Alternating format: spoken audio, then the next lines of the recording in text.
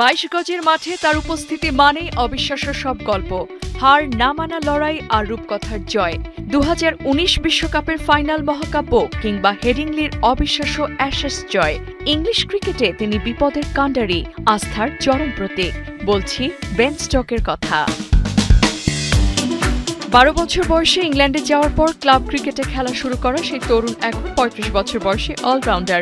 দীর্ঘ 15 বছরের আন্তর্জাতিক ক্যারিয়ারে 7,000 রান ও 252 উইকেটের অনন্য মাইলফলক। সম্প্রতি টেস্টকে বিদায় জানিয়ে স্তম্ভিত করেছিলেন পুরো ক্রিকেট বিশ্বকে। কেন মাঝপথে এসে লাল বলের ক্রিকেটকে বিদায় বললেন স্টোকস, তা নিয়ে রয়েছে ক্রিকেট প্রেমীদের প্রশ্ন। টেস্ট ক্রিকেট থেকে অবসর নেওয়ার আসল কারণ খোলাসা করেছেন এই ইংলিশ স্টার।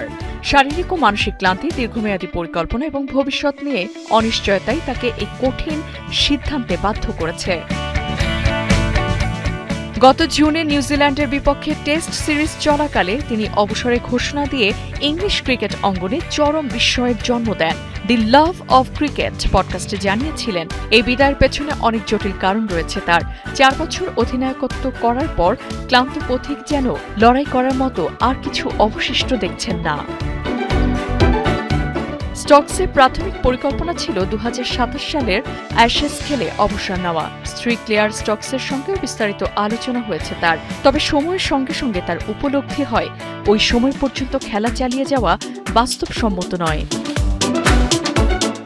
ডারহামের হয়ে খেলার সময় তার মনে হয়েছিল তিনি নিউজিল্যান্ড সিরিজটি হয়তো শেষ করতে পারবেন না।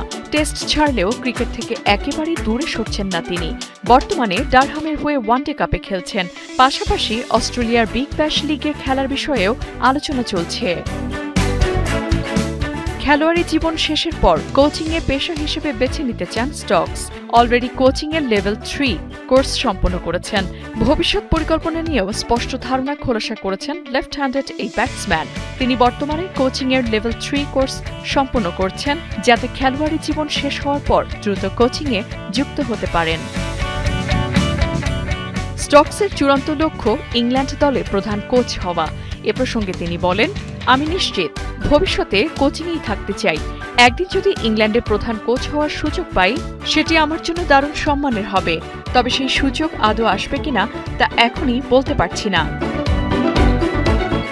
থ্রি লায়নদের ডাগআউটে এক নতুন মাস্টারমাইন্ড বেন স্টোকস। প্রধান কোচ হিসেবে কবে ফিরে আসবেন এই ইংলিশ বীর, সেটি দেখার পালা। বেন স্টোকের এই নতুন অধ্যায়ের জন্য ক্রিকেট প্রেমীদের অপেক্ষা এখন কেবল সময়ের ব্যাপার। সুজানা সাদিয়া, 71।